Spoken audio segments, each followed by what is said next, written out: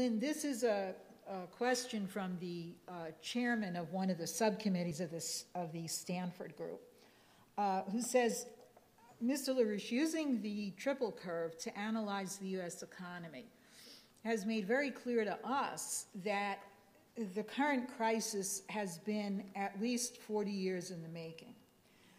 All of our studies indicate that basically the U.S. economy has been in a state of uninterrupted decline since approximately 1966, maybe 1967 at the latest. We based that on, and you should correct us if we were wrong, but we based that on the fact that it was at that point that the rate at which we were losing infrastructure was greater than the rate at which we were replacing infrastructure. This has not only persisted, but has accelerated.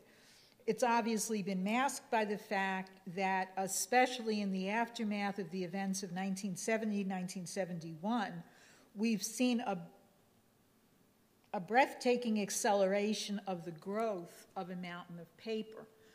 I could go into greater detail about our study, but I understand we'll have more opportunity to discuss this in the fall. Suffice it to say that we've concluded, and I admit that it has been with great reluctance that we've done so, that this current system cannot be fixed. As much as we stressed over this, the next part of what we face is a greater challenge. We do recognize that there is no valid mathematical approach to crafting a new architecture. Unfortunately for us, that throws several decades of theoretical work in macroeconomics down the chute. But, well, at least I've got a sense of humor. But be that as it may, can you speak a little bit about the methodological or philosophical issues that govern a monetary versus a credit system? Because my fear is that unless we're crystal clear on that aspect of the difference, as opposed to simply the technical differences, we're in danger of screwing up any new architecture that we attempt to craft. We have two very important examples of how to think about this technologically. You have or three actually, because you have the case of the École Polytechnique in France, which was a successor to the Great Revolution which occurred in France under Jean-Baptiste Colbert, and the military revolution which occurred in the beginning of the 18th century in building fortifications, such as Belfort and so forth, in France at that period. So that was a precedent for this. You had the major driver was in France, and of course, up until actually from the 16th century to into the 19th century, France was the main driver of science in all European civilization. This was a result of the impact, in particular of Charlemagne in the remoter period, in the development of the canal and road system of France throughout Europe, the navigable water system, which was finally completed in, I think it was the year 1994 or something like that, when the final link between the Danube and the Rhine was made. It was postponed until then, but the entire development of the internal development of that territory of Europe, which was the territory of Charlemagne, was a result of that one development. And this was also, if you go back to Charlemagne, you go back to the census of Charlemagne, which was the beginning of the idea of modern economy, all these kinds of considerations. But then you had this development then. What you had then, the French development, was crucial for the United States. Despite Louis XIV and despite similar kinds of problems. Because it was the French science as a most direct connection, largely through the effect of the Treaty of Westphalia, but it would be earlier, going back to Louis Ons. The beginning of science after Charlemagne was by Louis Ons. The first modern nation state, France, was created under Louis Ons' direction. The second modern nation state, that of Henry, was created, again, Henry VII, was created under the influence of Louis Ons. And so you had the development of modern economy, modern technology, came from these two centers primarily. Other countries had their technology, the great work of some great scientists as well. But the essential driver was this. So this is the natural way in which we have succeeded as European culture in developing economy. It was basic economic infrastructure, which was inseparable from the idea of discovery of scientific principle. This is the kind of thing we do in the basement, this sort of thing. It's just research and related things.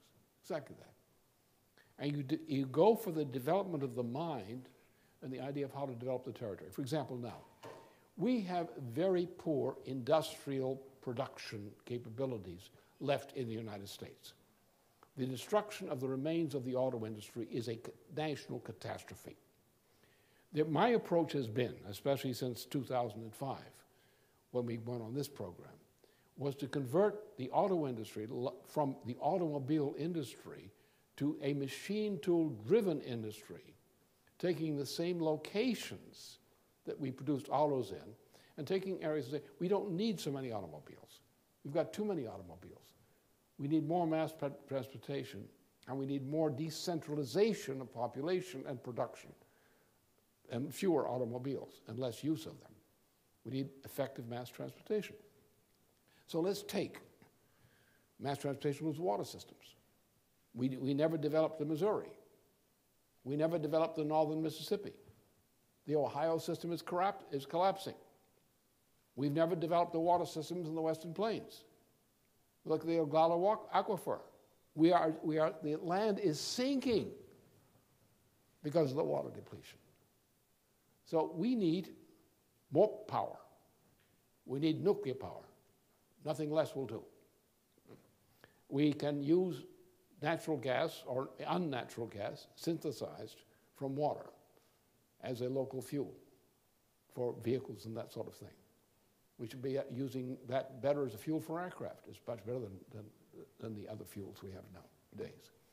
We need, again, the river systems. We need mass transit. We need new rail systems for short term. We need magnetic levitation systems for long term. Not only for passengers, but for freight. High value freight must be transported efficiently. You cannot transport it by boat. You've got to get it there on time. Otherwise, the expense of keeping it in motion for production is too high. So there are many things we can do which would immediately employ the same facilities, the same floor space, the same communities, which are producing automobiles, could be reorganized to produce many other things which Detroit used to do. Airplanes, all kinds of things, river systems. This auto industry was an area of technology in World War II which produced almost everything that could be produced. So therefore, we do need a new mass transit system. We do need these other things. So in the meantime, what we're doing is we're saving the productive potential and minds of people who are otherwise being laid off and destitute. We're maintaining the communities as viable communities, which germinate things, including good education for local citizens. Do this. We'll get back to big manufacturing of products later on. We'll get by. But the main thing is to keep our people employed right now. Keep them productively employed in skill. Advances. We're shutting down schools. The schools are already bad. They've been worse all the time in the past 40 years. But we're shutting them down now. Chaos.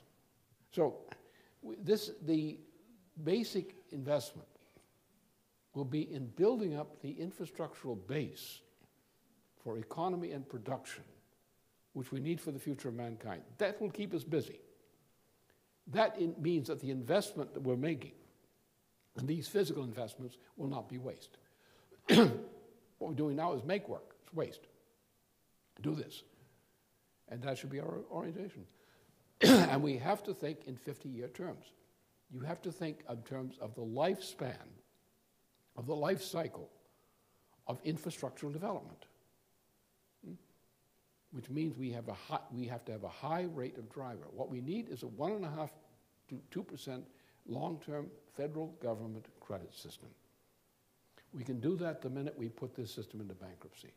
The day after we put the present banking system through bankruptcy reorganization, according to a Glass-Steagall standard, and the minute we go to my proposal for a bankers and homeowners and bankers protection system and stop this expulsion of people from their homes, we will then go back to a stable situation from which we can launch a pad from which we can launch further things. And the pad will be largely infrastructure. We will be using every skill that's relevant for the infrastructure we need. We will be investing over a 50-year span. We'll be extending credit at 1.5% to 2% interest cost as federal credit, supplied through banks and through public institutions, to invest in building up this kind of thing. It's going to take us 50 years to get to a point where we can say, we solved the problem. But in the meantime, in the process of solving the problem, we will live and we will progress and we will maintain our essential optimism. That's the way to look at it. We can do it. We have to regulate money. We have to regulate other things. We have, you know, one thing we can do? We can shut down all of Wall Street.